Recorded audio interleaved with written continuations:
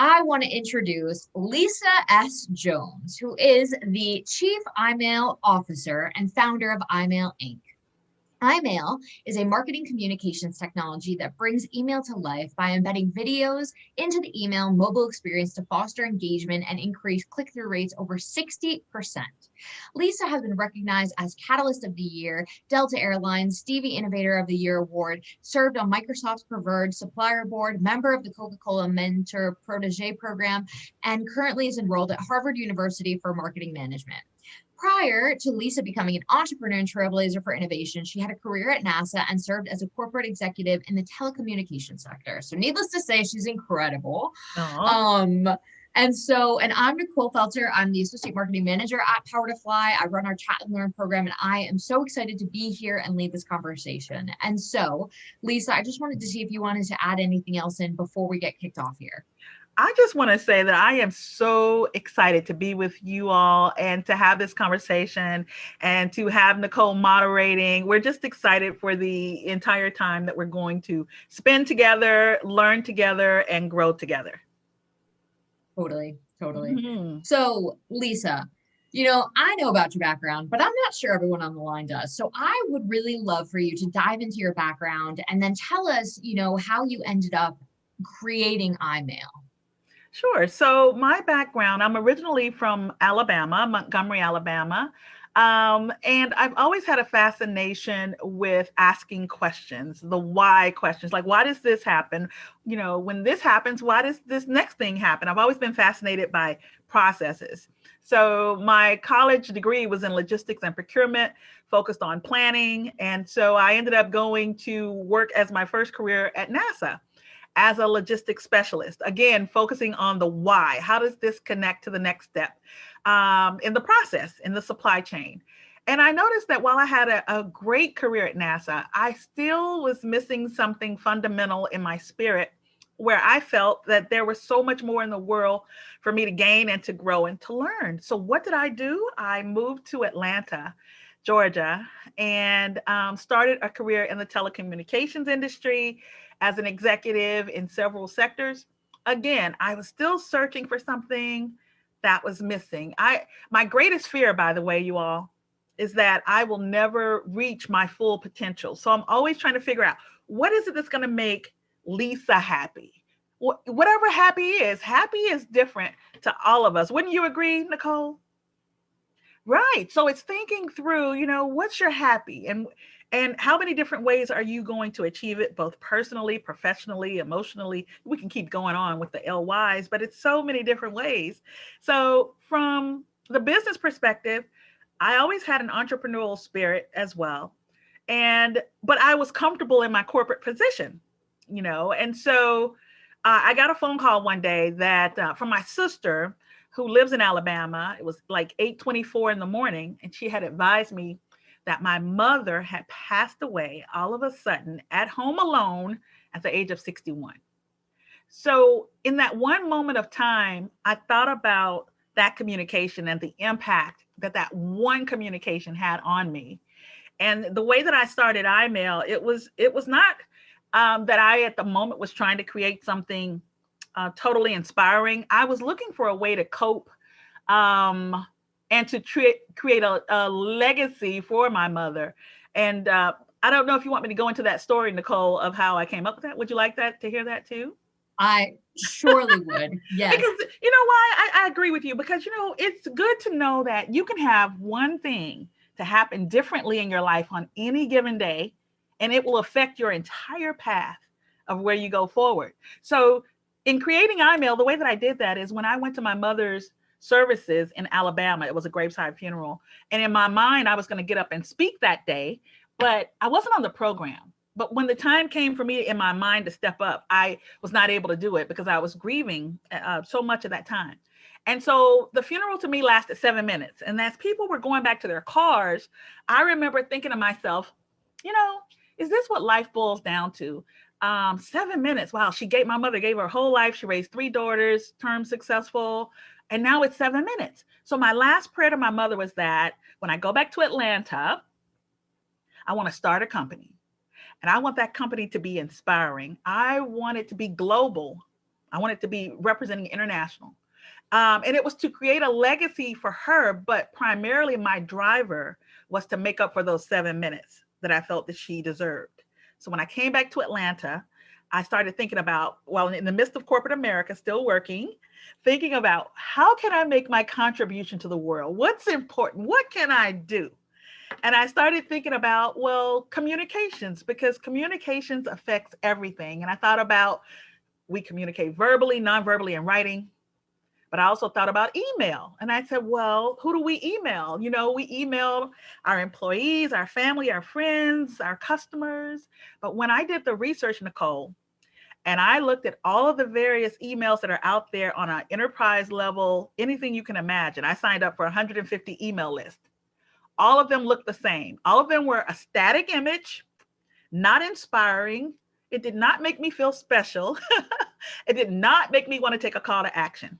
And I said to myself, what if I could create a product that is engaging, that makes me feel special and drives for a call to action? And with that, iMail was born. Your story is so incredible because, you took this really pivotal moment in your life. And I Yes. think it's so important that you say that because so much of the time I feel like we just go through life fast and I feel like the pandemic has really made us maybe stop and think, right? Because a lot of times we had to stop and just stay where we were, but really so much of our time is spent just moving fast forward and like thinking about the next thing, the next meeting that we have, the next week that we have. And a lot of times it takes these really pivotal moments where sometimes it is really Yeah. horrible news and it's like the worst imaginable thing that could happen, to really Mm-hmm. stop and think about what that means in our life. And so, Exactly. before diving into iMail a little bit more, I want to ask you, how did this affect your purpose moving forward? And how did that moment, it feels like there was a before that happened and an after that happened, and Exactly. especially with the birth of iMail. So how did that impact your purpose and the way that you viewed things? It impacted me greatly, because it was a defining moment. I mean, we all can relate to having parents, and we only get one set of them, from the birth perspective that's been with you in your journey. And so it was like losing my nucleus of my way. Like, where do I belong? How do I fit? How do I grow? Who's going to be proud of me when I do X? It's like I was missing something that was to my core. And on top of that, I was going through a divorce at the same time. And I just remember thinking, wow, I feel like I'm in a cave, just in a dark cave. And I have to find a way to turn on a light. I have to figure out a way to get out of this darkness of feeling like, when is this going to end? And so that's how you just have to pick yourself back up. And you have to tell yourself that this too shall pass. No different than where we are now with the current situation of the world. I mean, we're all looking at it from a lens inside or wherever we may be, but it's like everything has a new impact on you in terms of how you learn to adapt. Even so, I'll just share this. I was out yesterday just to go to the grocery store, and I saw a little kid, maybe 3 years old, and the child was putting on her mask, right? She knew that she needed to put the mask on. So it's amazing how we reprogram ourselves at any age to adapt. So true. And it's so funny because, I've been seeing a lot of things on Twitter where people are talking about like how unsanitary we actually were before. And people I are like, know. can you remember, like that we used to go to birthday parties and somebody would actually like blow the candles out and essentially spit Oh all my over the gosh. cake and serve it Oh to my everyone. God. And it's just like, yeah, I guess we didn't think about that before. I mean, Terrible. totally. And it's going to change our landscape going forward. I mean, a lot of us will continue to think about, well, would I do that? Would I shake the hand? Would I not? It's just things you'll continue to think about. So everyone should take assessment at any point in time in their lives, right? To say, am I happy? Define what happiness means. Sometimes it's a matter of what does happy mean? Because it can mean different things to different people. I'll share this story too. My roommate from college, in Alabama, I went down to their hometown. It's deep in the country, and her mother was ill, actually, with cancer. And I was visiting, and I said, "What would you like to do? Where would you like to go? What'll make you happy?" I said, "Let's put the top down in the car, and we can go get the scarves like Thelma and Louise, and go to Florida and have a great time." And she said, well, that's nice, but that's not really what I want to do. I said, okay, great. What would you like to do? I'm looking for something exuberant, big, massive. She said, Lisa, you know what I want? I said, what do you want? I'm all smiles and excited, waiting for it because I want to be of service here. And she says, I would love a hot dog with mustard. That would be so good today. And look, I learned something so valuable. Look at you, Nicole. I love it. I love it. It was something so valuable in that moment, right? Because I'm thinking of something grand that's going to make her happy. And she just wanted a hot dog with mustard. It's the simple things that matter. And what a lesson, no, to appreciate those just little things that I think we can take for granted in our day to day, especially, when we are seeing all of these crazy big things happening, it's nice to have those moments to ground us. And They are, so, yeah. oh, definitely. And so, Lisa, diving into iMail. So, tell us a little bit more about iMail because it is a fantastic and engaging tool, like you said. So, I would love for you to dive into that and tell us a little bit more. Sure. So we at iMail believe that everyone deserves the best video in email experience possible. When we think about email today, we're inundated with messaging. It's just coming from everywhere. It's so much clutter. And so what iMail does and what it continues to do is to create video in email experiences. So when you receive an iMail in your inbox, as soon as you open up the iMail, which you know it today as your email, but when you open it up now, it's an iMail.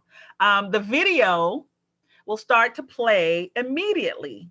There is not a need to click to go to the browser or to go to a landing page to see the video engage. The video is going to start automatically in your inbox or in your preview screen or on your mobile from step one on mute. We designed it that way on mute to play instead of just auto engaging because we work with Microsoft and Microsoft advised us that you don't want sound to play from step one because it could be intrusive, of course, right? You could be in a meeting, it's not the right time. So we've designed the technology that as soon as you open up an iMail, the video plays short and sweet like an appetizer, less than a minute because you're trying to keep your audience engaged.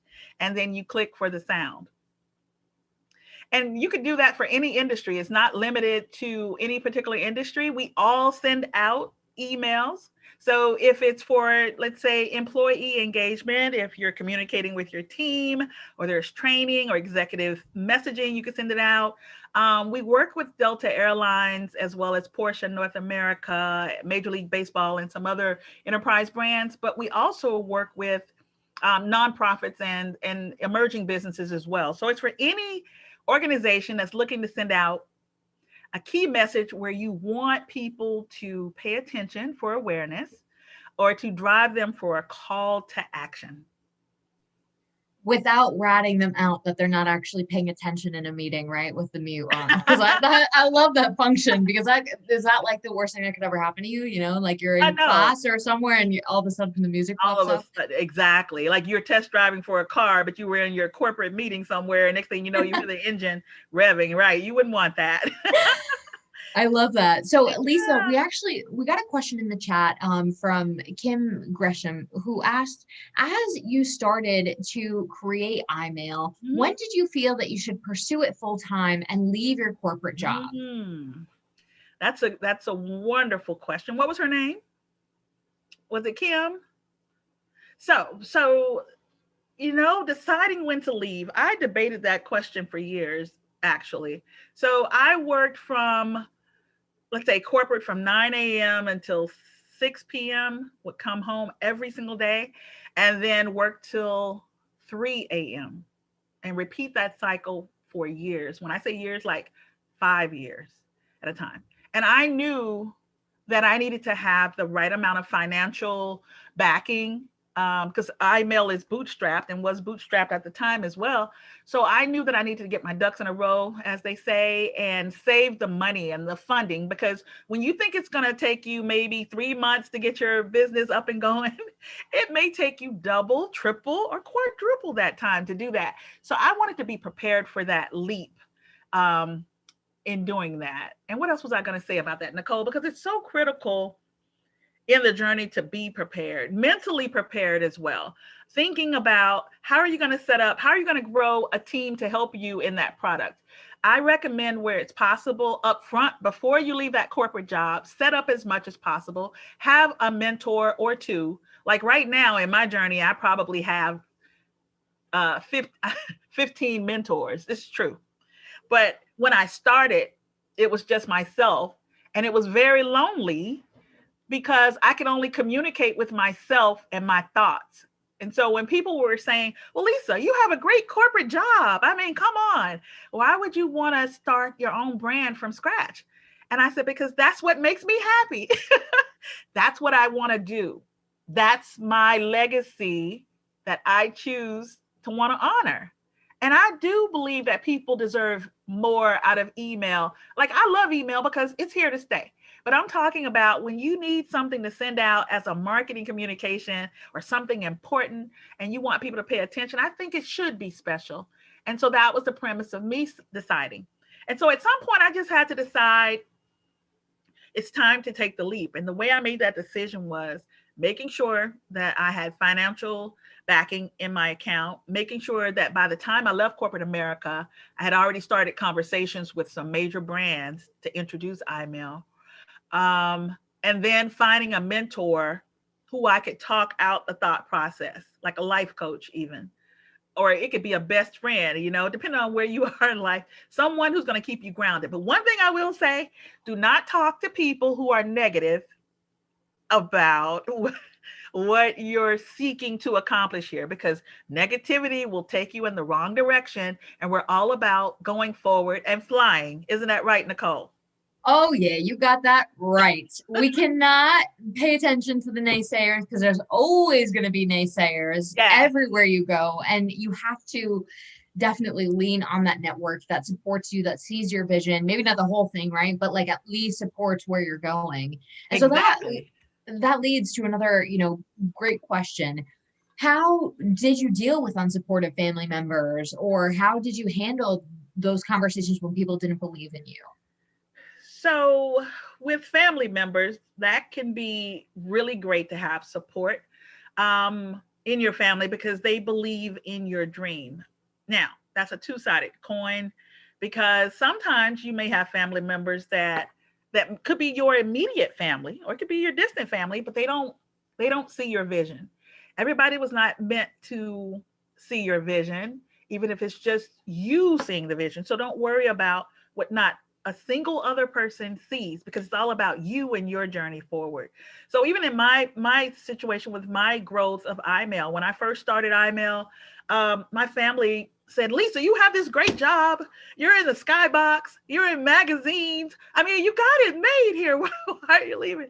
And I really struggled with that because I was like, well, it is a great job, but no, this is what I want to do. And even when I launched, some of them were saying, well, Lisa, you could just go back in corporate, because it was taking me years to build. You have to have the tenacity. You have to stay the course in the tenacity of the determination. You have to be relentless, even. You have to be bold. Now, boldness for me can come and go, but I have to keep it internal to me to know that even on my bad days, I'm still going to go forward. I'm still going to find a way to make that mark. And that's what you have to do as well, is to just keep driving through the course. So when people don't support you, that's fine. They'll come around one day, or maybe they won't, but it's really not about them. It's going to be about you and your choices in life, good and bad.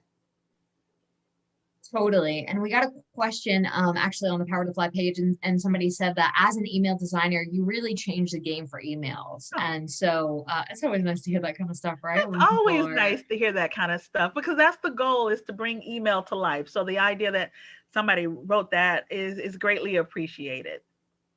I love it. And I have some other questions that came in, so I definitely just want to keep encouraging people. Send in your questions, send in your comments, because that's what keeps us going here. So we had a really interesting question come in from somebody named Cynthia Silva. So who are your most influential mentors, and how did you meet them? So my most influential mentors, and they're ongoing, Now, Cynthia and others, here's the thing. You will have mentors. Some of them you will know, some of them you will not know directly, as in, this is a relationship that I have. I'll give you an example. I consider Steve Jobs a mentor. I've never met Steve Jobs, but I tell you what, I've watched his movies, I've watched his documentary, I've watched how he was a visionary that brought things to life and the steps that he did in bringing them to life. So Steve Jobs says, you don't have to be better. Your product, your service doesn't have to be better. It has to be different. Even that one statement alone, when I first heard it, I was like, what does he mean? Of course it has to be better. And he says, and the thought is, no, you just have to do something differently that people enjoy, or that they enjoy the experience or the concept or something, but to make it different. So I would say Steve Jobs is a mentor. On another tangent, as you know, Nicole, Rocky Balboa, that's an inspiration for me too. I consider the story of Rocky one of my best active mentorship lessons of all time, along with Sylvester Stallone, because he wrote it. But why is that the case? The reason the entire series of Rocky serves as a mentor, because at any moment when I'm feeling up or down, or it's a peak or a valley, I could think about being the underdog, no different than Rocky, of having a goal where you're trying to go for your title bout. You're trying to rise above. Maybe I'm thinking, because I'm a female, I'm from Alabama, I'm African American. How am I going to get to the top? We all have our own journeys. I'm just talking about mine at this point. But it's the idea that Rocky was thinking, who am I? I'm from the neighborhood, a round-the-way guy. And I'm going to fight the heavyweight champion of the world. I've been given this opportunity. What am I going to do with it? And he just wanted to go for it. And so whenever I watch any of Rocky 1 through 7 and Creed and everything else, I am inspired to know never to give up. And this is what Rocky says as well. Rocky says, it's not about how hard you hit, but it's about how hard you can get hit and keep moving forward. And that's what it's about. And he says that's how winning is done. And so whenever I think about that, that mentors me to say, Lisa, that's okay. You might have got a punch in round 2 or 3, but you're going to get back up for round 4 and you're going to go the distance. So you will notice that you will find mentors in so many different things. You can find a mentor in a book. You can find mentor in a parent or a best friend, but just someone who believes in you and your vision, that's there to support you in the journey. Sorry, I had a pop-up that came up, so it always stops me from unmuting. But no, I think that that's such a good call out, because I think that there are so many influential people in this world who maybe we're not directly connected to, but have so much to teach us and have so much to instill on this through their knowledge. Absolutely. And in some cases, you may not have a mentor that's someone in your life right now that you can seek for that information, because I used to worry about that and think about that, like, how am I going to grow? How am I going to learn? So I started listening to Oprah or reading different books about good to great, because by reading, I could learn, I could grow my thought processes along the way. That's the reason I am enrolled in Harvard right now, Nicole, is because in the midst of, the current climate, I was thinking about how can I stay intellectually engaged, but at the same time, I get an opportunity to connect with other people, other thought leaders from around the world, to gain new perspectives in different aspects of business and personal. And I've made so many friends since I started Harvard last summer, actually. And that's part of the growth as well. So now I've found even mentors at Harvard. Isn't that something? Even in the growth part of that is thinking about, you never know where your next mentor is going to come from. Totally. And going back to the quote from Rocky Balboa, it's not about how hard you hit, but how hard you can get hit and come back from that. So we got a question in the chat from Salma Bengali asking, how do you differentiate between negativity and constructive criticism? I love that. Okay, so constructive criticism is when someone, you can even feel it in your energy of how someone's coming at you. Now, you have to be open to receive constructive criticism. You have to trust your gut, because sometimes you could just feel that it's negative. It's like it's just on you, like, oh, that just feels so negative. But then there's a balance. And I love that question because it makes us all think about that. So constructive is where someone is saying, here's something that you should try differently. You're on the right path. They add some element of helping you move forward with it. Maybe you can change this and it would sound so much better to make it, more expansive or something. But they're making you feel empowered by doing it, or learning it, or trying it. And then they might even say, well, once you make this adjustment, why don't we come back and get together in a week or so, or keep me posted on your journey possibly, or let me know how I can better help you. Okay, so that's the example I'll give for constructive. On negativity, I would say you go to them and say, you know what? I want to start just for something, let's say we'll say a jewelry business. And they say, well, why do you want to do that? Don't you know there are thousands upon thousands of jewelry businesses out there? And why do you want to do that? That makes no sense, because you're not going to be able to compete against all these other people. And so it just doesn't make sense. So why don't we just go out and have dinner and forget about it? That is negativity. Okay. Or different, what else could we describe, Nicole? What's another example as well? I mean, yeah, totally. I totally agree. You can just feel it when somebody is coming at you and their approach isn't to help you or to see how you can do better, but really just to kind of tear you down. Or like a nice condescending comment where it's like, or a backhanded compliment where it's like, yeah, you could do something else. Yeah. I can't think of anything off the top of my head right now, Well, but yeah, or even saying, you know what, that's not your area. You're not smart enough. The idea of someone telling you you're not smart enough, how dare you, right? Like somebody could say that. Well, you're not smart enough, or why do you think? Who are you? How about this one? Who are you to think that you can do that? To me, that's condescending. That's negative. Because who are you to tell me what I can and cannot do? oh yes, 100%. Oh my gosh, yes, yes. Right. And and I think, that's what's so interesting about you having started this all, right? Because of course you were faced with so many people saying, well, why would you leave this stable job that you have to go compete in an area that, some could say is so saturated? Like, what are you going to do different? And so I wanted to ask you, and we got a question in the chat Hmm. from Mindy McGookin.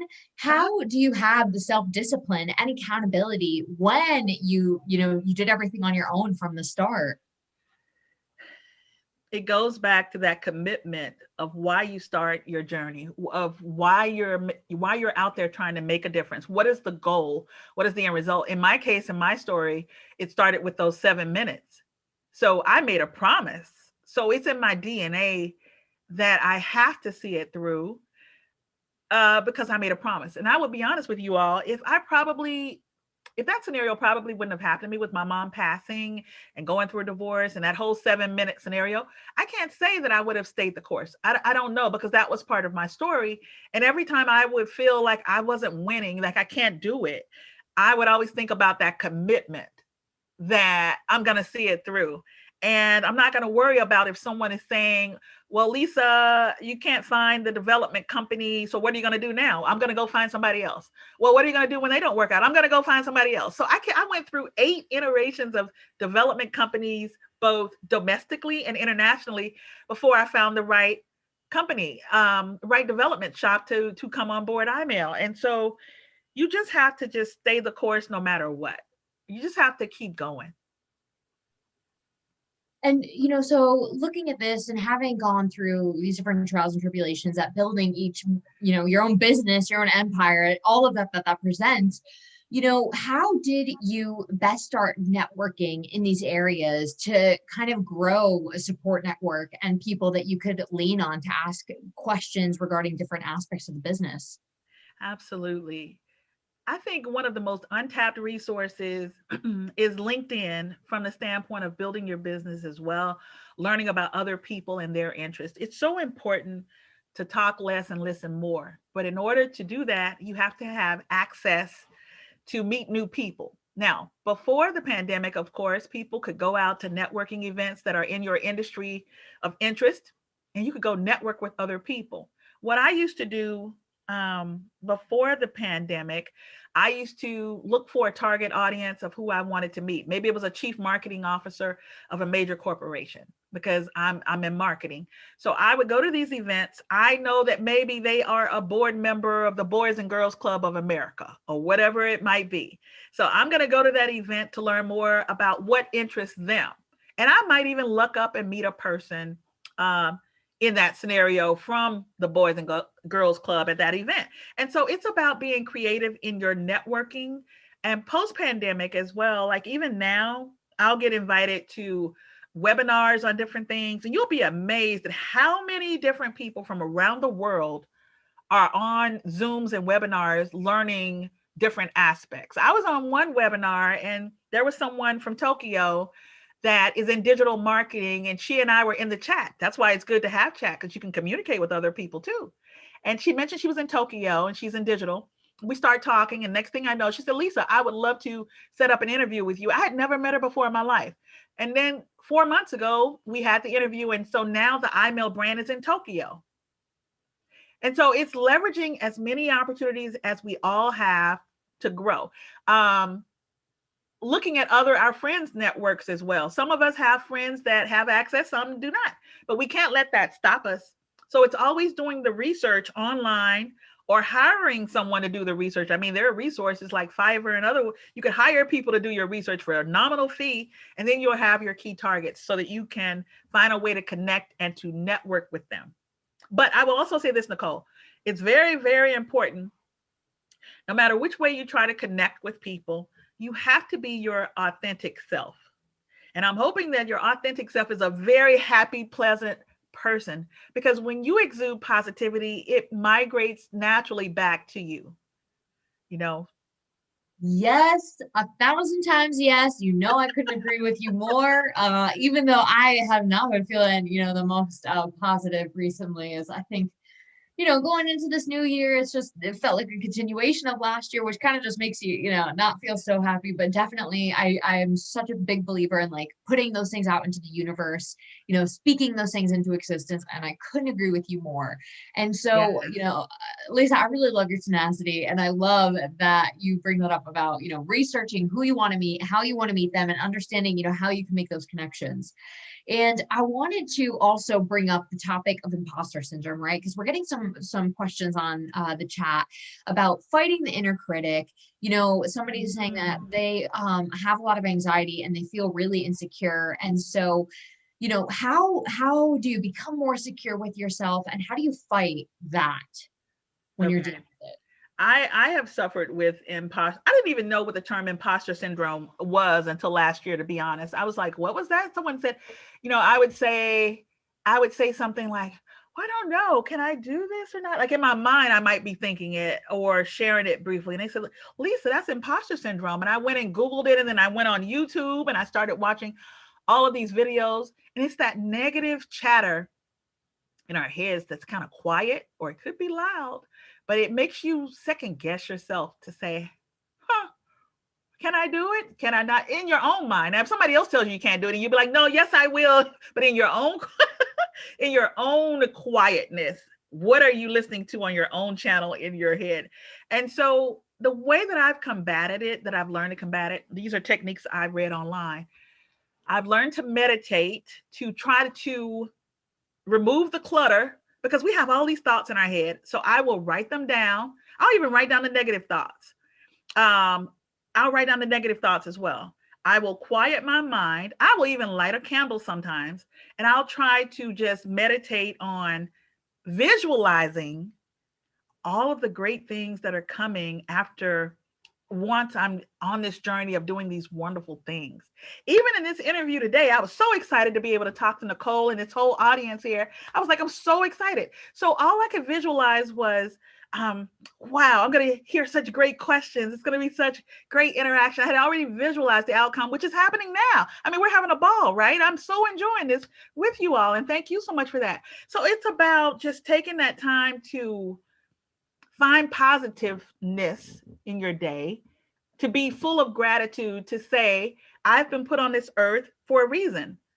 The universe didn't, God or the universe or whomever you may believe in, didn't forget about you. And they made sure you made it here, and you're still here today. So that means you still have a purpose. And knowing that you're special just because you're here, it's not about doing, it's more so about being, and you being strong in your own way to continue to grow. And I think that that helps you in knowing that we all have an inner critic, but it's about knowing that you're still gonna stay the course. It still goes back to that core point, staying the course and keep moving forward no matter what, and finding inspiration, listening to podcasts on positivity. I listen to, there's a guy called Guy Raz, I think it's Guyraz, but he interviews people that are successful, like that have cashed out 500 million, billions.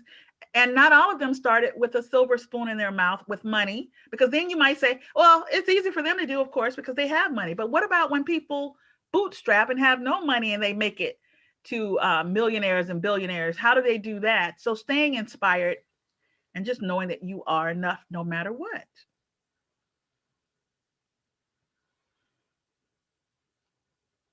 Sorry, my pop-ups keep coming up every time I go to the No unmute button. problem. But I think it's so true. And it just goes back to that when you're like, okay, you're having all these negative self-talk, right? Like, I'm not good enough. I'm not going to be able to do this. I can't talk to this person. Like, how can I Right. do these things?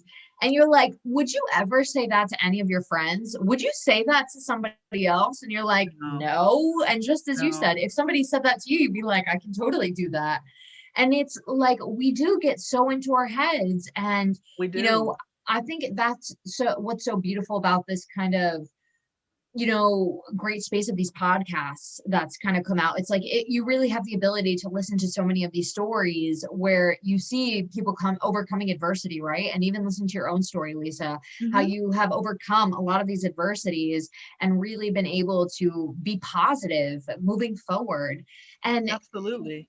and so we have a question in the chat from Crystal Aluko asking, how do you process failure? I'm Mm-hmm. sure you take or have had to take risks. And how do you move past those instances where you did feel like you failed? I love that.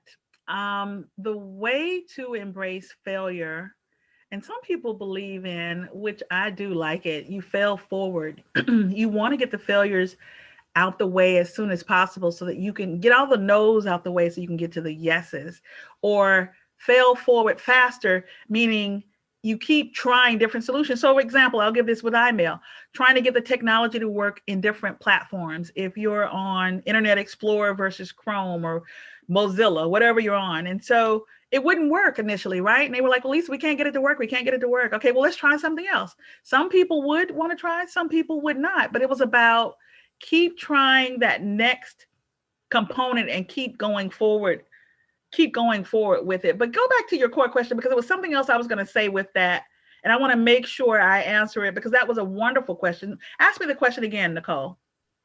The one about processing failure or when That's you have to right. take No, that's risks. it. Processing failure and how you keep moving forward with it. So here's what I was going to say that I just remembered. So let's go back old school to even the Wright brothers and the plane. They invented the first aircraft to take off. When they were trying to, this was 1903. Go back to 1903. So when they came up with the concept and they had their first flight that they were successful in getting off the ground only lasted for 12 seconds. 12 seconds. 5 people were there that watched the plane go up, and they went up for 12 seconds and they celebrated. And I think we have to learn to just celebrate small and large things in the journey. Now, would someone say that was a failure? Well, it only lasted 12 seconds, but it's the beginning of the stepping stone to where you're going. So now you can get on a flight, it can go for 24 hours at a time. Who knows? But it's the idea that we all have to take small steps and accept failure is just par for the course, and it's just part of the journey. And so for me personally, I used to take failure so critically to myself, like I'm not good enough because I could not figure this out, I could not get it done, when you're used to getting things done. And I just remember it was a time where several years ago I was going to be on Shark Tank, the show, and I had prepared for the show, and I had made it down from like 80,000 to the top 125 contestants. I had made it down to the top 70. Okay. I had mentors from ABC for 2 months that were mentoring me. I had a date to go to Hollywood. I went on a diet. I dropped that weight. I ordered that dress from London. I had everything laid out to go to Hollywood because I was ready. I felt I was ready. Everything was set. 3 days before I was due to go to Hollywood, I'm even visualizing my name on a door with a star. I don't even know if they have stars, but in my mind, again, I'm visualizing this experience. And I get the call that, Lisa, we had to make cuts. Now I was down to like number 55, and they had to make cuts, and I did not make the cut. And I had already told my family. They tell you not to tell anybody, but I already told my family, of course. Oh, I'm going to be on TV. I'm going to do this. And then it didn't happen. And I remember feeling like a failure, like, Lisa, how did you blow it? And I asked them, I said, well, tell me, what did I do wrong? What could have happened? And they said, no, your pitch is great. Everything is great. It's just that they had to make cuts and blah, blah, blah. And I said, okay, I had to accept that. But what it taught me is we all are going to have moments where we're down. So don't even pretend that every day is going to be sunshine and rainbows, because it's not. And it's okay to feel like crap sometimes. That's okay. We're human. If we weren't human, we wouldn't feel like that, right? So I think it's okay to be down, just not to stay down. So after my day of just, well, not day, it was a couple of weeks actually, because I was so sad. I just remember thinking, well, now, Lisa, what are you going to do now? Okay, you didn't get Shark Tank, but you got to keep going. You got to keep going. So I just got myself back up and kept going. And that's what you have to do as well. No matter what the failure is, if it's in school and it's your grades and it's not the grade you want, you keep going forward. If it's the relationship and marriage is not what you want, I'm not advocating divorce, but I'm just saying do your best to keep it moving forward and to keep working on it every single day. I love how vulnerable you are every time I listen to you talk, and I think it's inspiring because so many times do we hear stories of success without hearing what's kind of behind that, right? And Yeah. and it's real, right? Like sometimes things don't work out, and one of the things I'm personally trying to learn is how you said, like, not to take these things personally, right? Because sometimes it's not a matter of you're not the best fit. Sometimes it's a matter of it's not the best fit for you. You know what I mean? Right. Like, Exactly. so just because you think something is going to be the best thing for you, it doesn't always mean that that's the truth. And how many times do we get into situations where we feel like we should have done something or something should have happened to us, and then it does, and then it's like, well, this isn't kind of what I expected, and then you end up even more depressed because you're like, well, now I don't know what I really want in life. So Exactly. um but it's so important. I know I have like this weird like feeling about the word purpose when it comes to this, because I feel like, I actually wrote down a question before, but when we talk about potential versus purpose, right? Because sometimes I do feel like we get hung up on what our purpose is in life. Like, this is what I'm meant to do, right? And I don't know, it could be as big as like solving world hunger, right? Right. But there's so many other implications in that. What else? What does it mean beyond that? And like, what does it mean if you think that you've reached that purpose, but it isn't actually what you wanted? So then it's like, oh, I'm thrown off. I don't know. I'm getting off on a tangent No, here, no, no. Lisa, I but love it. I love that, Nicole, because that is part of our story of we get to define at any moment where we're going, you know, on a journey, on a tangent or wherever, because that's the pivot of life, like we all have. and so that leads me to the question actually before when you were talking about potential, I had written it down. So how has your potential changed? Because one of the things that you said was your biggest fear is that you'll never reach your full potential. And I Mhm. feel like that is a very relatable fear, and True. especially when in this day and age when we're all sharing on LinkedIn or on these social media platforms, all the good things that are happening to us, right? Like, I got this Exactly. award, I got nominated to go talk at this conference, I got this big job, and you're like, Right. well, I am not doing any of that. Right. So, how has your potential evolved with that? And this is a big question. So, how have you seen your potential evolve? And then, piggybacking off of that, how has that changed as you've gone through some of the tough times? Has that pushed you to reevaluate what your potential is? Okay.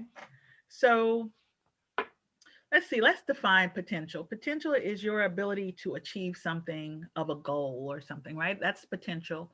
I've seen it evolve many ways. So in my journey, I started out with one product.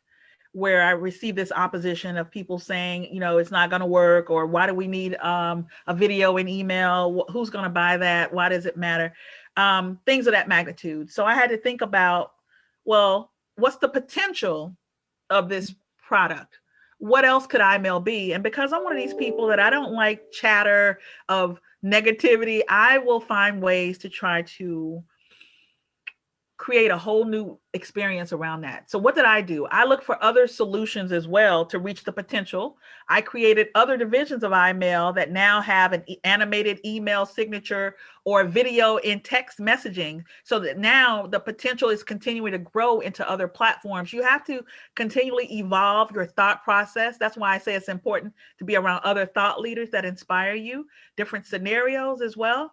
And I was also going to say, in terms of potential and thinking forward, like iMail right now, we're in the process now of adding a whole new element that includes disabilities. So for people with disabilities that are hearing impaired or that are visually impaired, now, so we have become a member of the Hearing Loss Association of America, and also the National Federation for the Blind, and we're getting ready to join the Helen Keller Association as well. And the purpose is, our noble cause is to give back and to pay it forward. And that, you know, blindness is not a limitation. We all are living our best lives. And so the ability now for iMail to include closed captioning, you know, no different than you're watching CNN or on Facebook or Instagram. So you can read along with it. If maybe you can't hear, but you're seeing the words, you're seeing the visuals, and including that accessibility. And I think that way that helps to continue to expand the thought processes. So I would say for anyone on the potential and the journey, it's always just thinking about how can you contribute? How can you pay it forward to somebody else? If you take yourself out the equation and say, how can I be of service? How can I be of service to someone? Things sometimes naturally migrate from just being of service, not thinking about what's in it for me, but for others. And then that could evolve a whole nother door. That's my thought process on that, Nicole. I love it. I love it. I absolutely love it. And thank you. That was a really big question. And I think when you get into the conversations of purpose and potential and all these things that, you know, these are really big ideas. And I think you're so right. Like these things have to change and adapt to the things that, you know, you're living, right? Because I'm sure iMail in the beginning had a different potential than the potential it has now with accessibility and all of these other avenues. So thank you for answering that. And one other thing I was going to say, I'm sorry, Nicole.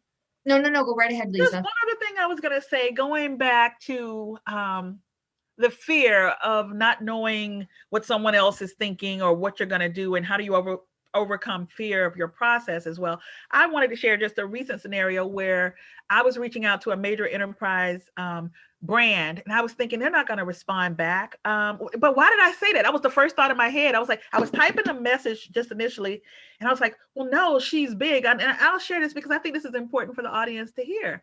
So have you all ever heard of the Mirror? The thing, the interactive gym on TV where you can go work out on the gym. Well, anyway, it's a beautiful story of a lady out of New York that started this company in 2016. She went in development for 2 years. She just cashed out during the pandemic for $500 million. And it's called the Mirror. Mirror.co is the name. So I'm like, oh my God, she did that in 2 years, 500 million. That is freaking amazing. So she was speaking at an event 2 weeks ago. And I heard her speak. I connected with her on LinkedIn, told her I thought she was totally inspiring. And she said, I said, one day I hope for this scenario to happen to me one day. And she said, cheering you on. Those 3 words made such a difference coming from her to say, cheering you on. That gave me more confidence. So when I attended her event, I listened to her story, her whole story and everything. And she gave her email address. She personally gave her email address. It was so nice. I emailed her and I said, I enjoyed your session. And I said, I don't want to come across as selling. I really don't, but I really want to introduce my company. And I'm shaking in my boots on your response. I put a PS that said, and I attached a demo of what iMail was for the Mirror, this interactive gym that hangs on your wall. And so I had attached the demo of the iMail. And I said, PS, I'm shaking in my boots on your response because I don't know what you're going to say, but I'm learning to be bold like you. And I'm just going to hit the send button. Now, the lesson in this story that I just wanted to share as part of our time together today is take a chance. Take a chance on anything, because what are we waiting for? So when I hit the send button, it was on a Friday night. I even had a glass of wine. I was feeling bold. I'm saying on Sunday morning, the president and CEO of the Mirror responded, and she was so nice. And she said, Lisa, this is a great demo. Like, that was like, she even put an exclamation. So basically, she ends up, as of today, she introduced me to the vice president of marketing. And we're going to have a meeting next week. But in that story, I just want to share, even sometimes when you don't know someone, but you come from a place of authenticity or transparency, you never know how it's going to impact your roadmap forward. Bravo and congratulations. And I just love that story because I think it's so true. It's like, we really have to lean in more to doing these things, because if you don't ask, it's always going to be a no. And I'm trying to lean into that more, right? And even if people don't respond, I think it goes back to this idea of you can't take these things personally, right? Because sometimes people are just busy. Maybe it's just a question of they didn't even get your email, right? Like in a certain or they're circumstance where that busy. might happen. Right. Yeah. I love this. Oh, Lisa, you are such a gem. It is so lovely talking to you every time. And so we had a question that came into the chat that asked, can you speak towards how you have navigated spaces to overcome systemic injustices and racism along your journey?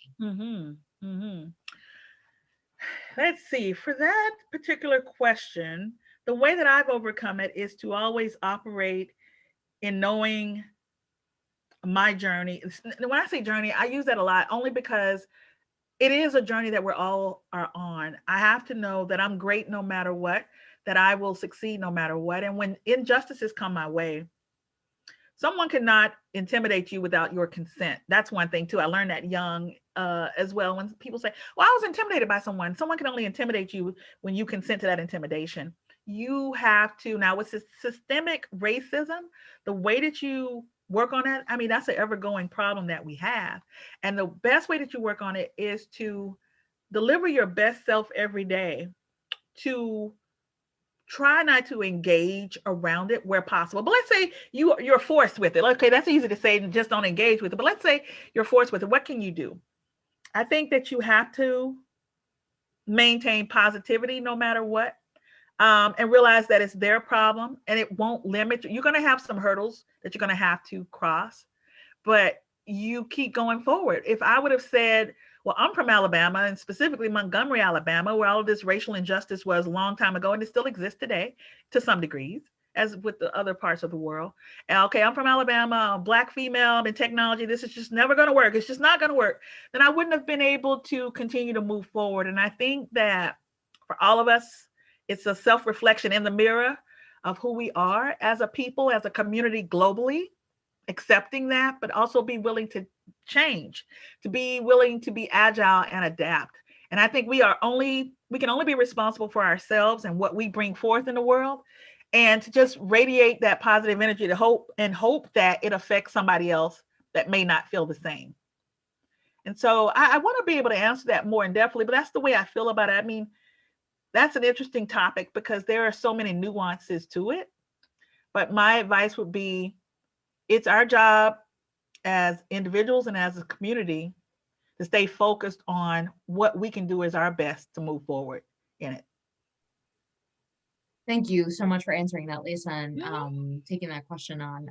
And so thank you for everyone who's been asking. And I know, so we've only got a couple minutes to go. So Lisa, two things. One, I want you to, obviously you told us about iMail, but for people who have maybe just joined the session, tell us a little bit more about iMail. And then somebody else had asked about any books or TED Talks that you think have helped you thrive in your positive thinking. And then finally, sorry, just a comment here. Everyone is just thanking you for sharing your story on the Power to Fly page and for being so positive and having that incredible energy. So you can go check that out afterwards. Oh, so awesome. Circling back here, books or TED Talks that you recommend for positive thinking. And then finally, how can we keep in touch with you? How can we support you? And, wrapping up iMail. Absolutely. Hold on one second.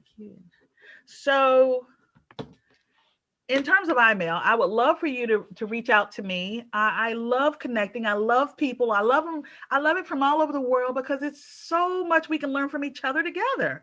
So I love that. You can reach out to me directly several ways. You can find me on LinkedIn as Lisa S. Jones. Be sure to include the S. By all means, go out to visit us on our website, which is www.imailinc. Now, iMail is spelled with the EYEMAILINC.com. You can reach us that way. Of course, we're on Twitter as iMail Inc. and Instagram as well.